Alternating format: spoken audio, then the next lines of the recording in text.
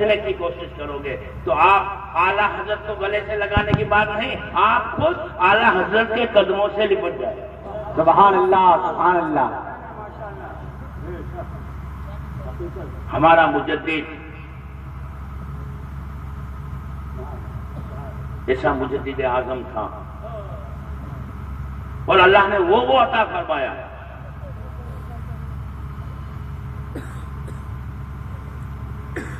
لیکن شریعت کا بھی اتنا پابند تھا۔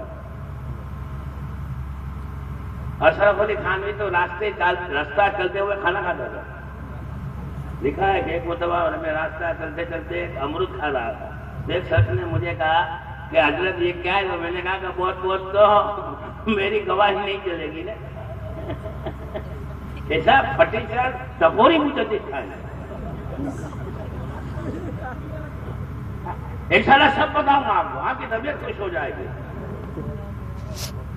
لیکن ہمارے مجدد امام احمد رضا کی کیا بات ہے، جہاں گئے علم کے دریا باہر، جہاں گئے قوم مسلم کو عمل صالح پر گامزن فرما دیا۔ ایک بات بتانا،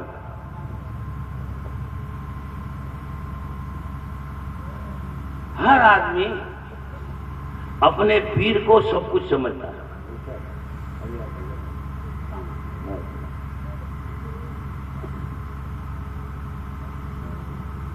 اعلیٰ حضرت کے ایک دوست تھے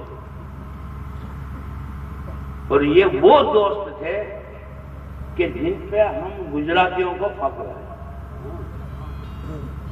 بخاری شریف کے حافظ تھے اور ان کی آخری آرام گاہ بھی ہمارے حضرت کے شہر میں ہے۔ حضرت مولانا وسیع احمد صاحب محدث سور تھے۔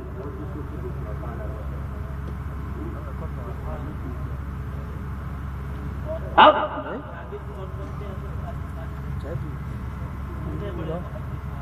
آپ کے والد تو تھے پہلے شادی، محدث اعظم تھے، وہ مولانا حامد رضا صاحب، مولانا نعیم صاحب، سب نے ان سے پیش کیا ہے۔ یہ اپنے صدر الشریعہ، لیکن اعلیٰ حضرت سے پکی دوستی تھی، بے تکلفی بھی بہت تھی۔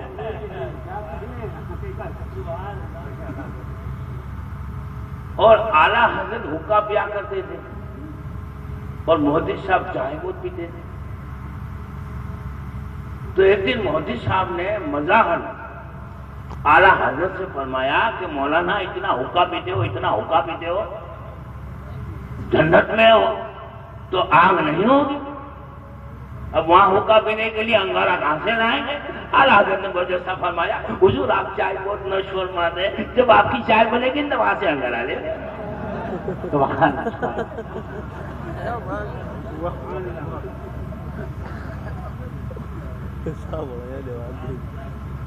اب مولانا وسیع احمد صاحب محدث سے سنتی،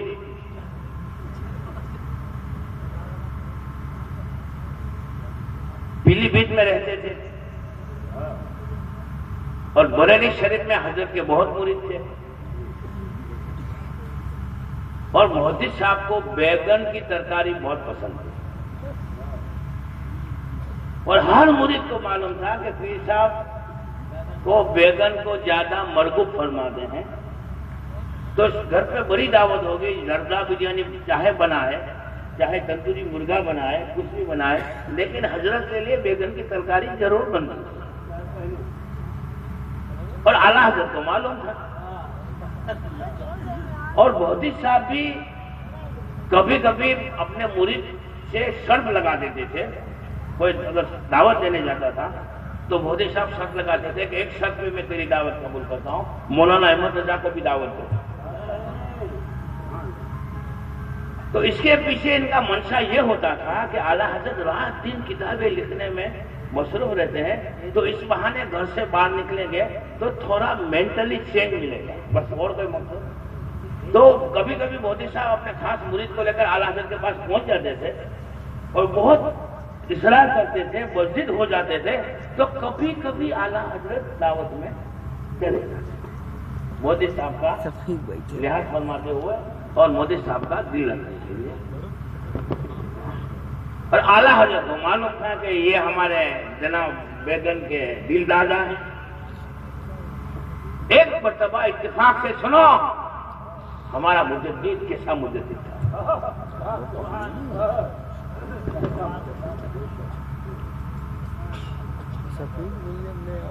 دعوت میں گئے,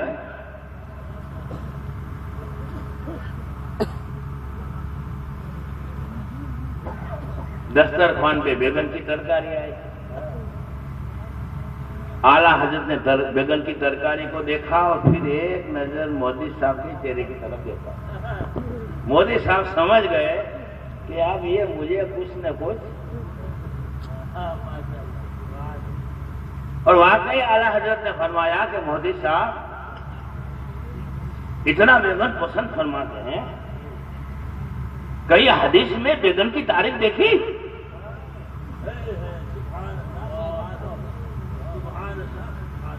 تو مودی صاحب فرماتے ہیں مولانا آپ کا مصاحب یعنی دوست ہوں, آپ کی محفل میں بیٹھنے والا ہوں اور کتب احادیث کا پرانا خادم ہوں. حضرت ایک نہیں دو نہیں 14 حدیث ہے بیگن کی تعریف. کتنی حدیث ہے؟ 14. تو اعلیٰ حضرت رضی اللہ تعالیٰ عنہ نے فرمایا کہ ارشاد. تو مودی صاحب نے طرح پر وہ 14 حدیث ہے صرف حدیث کے متن پڑھ دیے, راویوں کے نام نہیں پڑھے.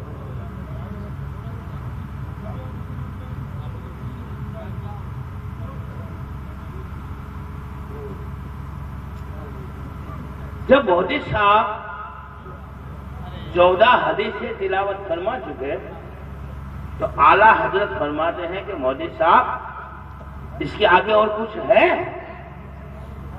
تو مودی صاحب فرماتے ہیں کہ مولانا جتنا یاد تھا وہ میں نے تلاوت کر دیا. تو اعلیٰ حضرت فرماتے ہیں کہاں بات ہو رہی ہے؟ دسترخوان میں.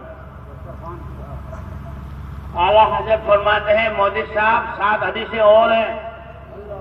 کتنی؟ تو مودی صاحب فرماتے ہیں کہ حضور اب آپ ہی ارشاد فرمائیں.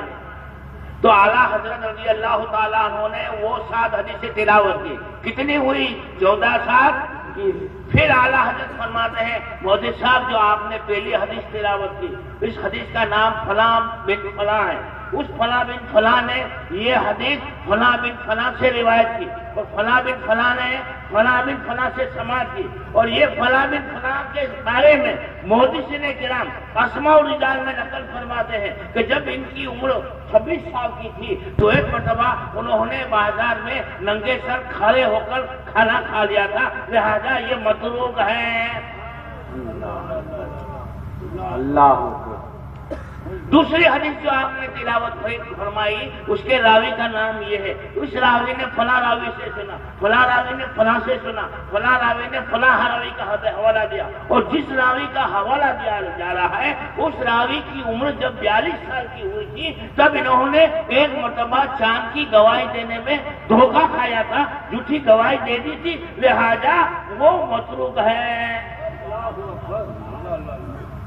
اسی طرح اعلیٰ حضرت نے 2121 حدیث کے راویوں کے نام بتائے, تمام راویوں کے حالات زندگی بتائے اور ثابت فرمایا کہ یہ تمام حدیثیں ضعیف.